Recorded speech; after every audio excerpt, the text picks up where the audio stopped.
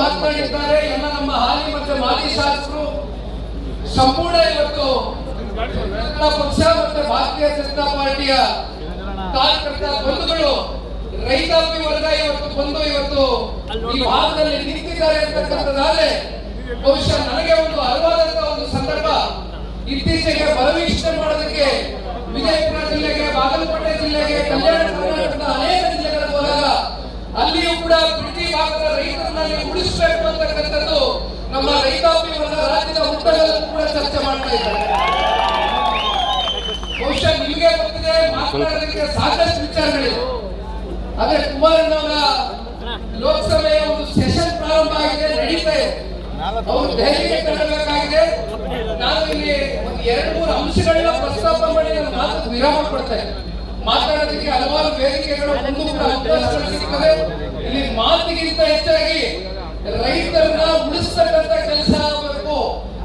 ಆ ಪ್ರಯತ್ನದೊಂದಿಗೆ ನಿರಂತರವಾಗಿ ಸನ್ಮಾನ್ಯ ದೇವೇಗೌಡರು ಸಾಹೇಬರು, ಮಾಜಿ ಪ್ರಧಾನಮಂತ್ರಿಗಳು ಅವರ ಒಂದು ಮಾರ್ಗದರ್ಶನ ನಿರಂತರವಾಗಿ ಏನ್ ನಡೀತಾ ಇದೆ ಕಳೆದ 1-1.5 ವರ್ಷದಲ್ಲಿ ರೈತರ ಪರಿಸ್ಥಿತಿ ಈ ಭಾಗದಲ್ಲಿ ಇರ್ತಕ್ಕಂಥ ಸಂಪೂರ್ಣ ಮಾಹಿತಿಯನ್ನ ಇವತ್ತು ದೇವೇಗೌಡರು ಸಾಹೇಬರು ಕಲೆ ಹಾಕಿದ್ದಾರೆ. ಬಹುಶಃ ನಾವೆಲ್ಲ ಗಮನಿಸಿರ್ಬೋದು.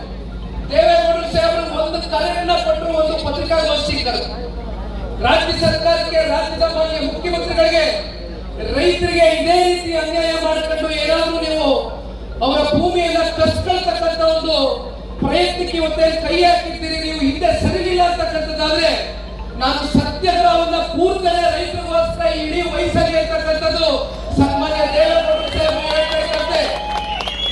ಮಾನ್ಯತೆಲ್ಲ ನೋಡಿದ್ದೀರಿ. ಕರ್ನಾಟಕ ರಾಜ್ಯದ ಮಾನ್ಯ ಮುಖ್ಯಮಂತ್ರಿಗಳು ಪತ್ರಿಕಾಗೋಷ್ಠಿಯನ್ನ ಕರೆಸ್ತಾರೆ. ಪತ್ರಿಕಾಗೋಷ್ಠಿಯಲ್ಲಿ ಸಮಿತಿ ರಚನೆ ಮಾಡ್ತೀನಿ ಅಂತ, ಪರಿಶೀಲನಾ ಸಮಿತಿ, ಅದರ ಮೂಲಕ ಒಂದು ವರದಿಯನ್ನ ಕೊಡ್ತೀನಿ ಅಂತ ಹೇಳಿ ಅವತ್ತಿನ ದಿನವೇ ಮಿಕ್ಕಂತ 4 ಹಳ್ಳಿಗಳ ಅಂತಿಮವಾಗಿ ಸೂಚನೆಯನ್ನು ಹೊರಡಿಸಿದ್ದು ನೋಡಿದ್ದೀರಿ.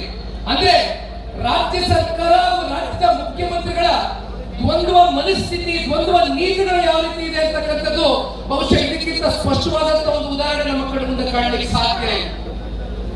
ಕಳೆದ 3-4 ವಾರದಿಂದ ಸಮಿತಿ ರಚನೆ ಮಾಡಕ್ಕಾಗಲಿಲ್ಲ.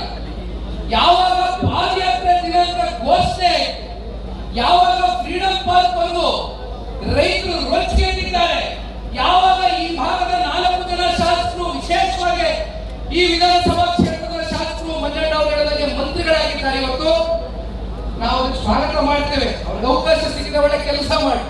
ಆದರೆ ಇಲ್ಲಿಯವರೆಗೂ ಕೂಡ 500ಕ್ಕೂ ಹೆಚ್ಚು ದಿನಗಳ ಕಾಲ ರೈತಾಪಿ ವರ್ಗ ಬೀದಿಲಿ ಕೂತಿದೆ, ನೋವಲ್ಲಿದ್ದಾರೆ, ಸಂಕಷ್ಟದಲ್ಲಿದ್ದಾರೆ.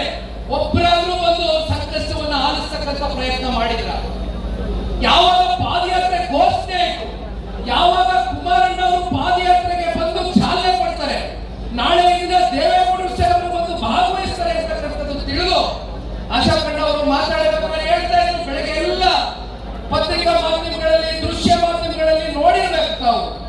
ದೊಡ್ಡ ದೊಡ್ಡ ಪುಟದ ಜಾಹೀರಾತುಗಳು ಇವತ್ತು ಒಂದ್ ಕಡೆ ಜನತಾದಳ ಪಕ್ಷದ ಪ್ರಶ್ನೆ ಮಾಡ್ತಾರೆ, ಮತ್ತೊಂದಷ್ಟು ಕಡೆ ಭಾರತೀಯ ಜನತಾ ಪಾರ್ಟಿಗೆ ಸುರಿಮಳೆ ಪ್ರಶ್ನೆಗಳನ್ನ ಇವತ್ತೇ ಕೇಳಿದ್ದಾರೆ.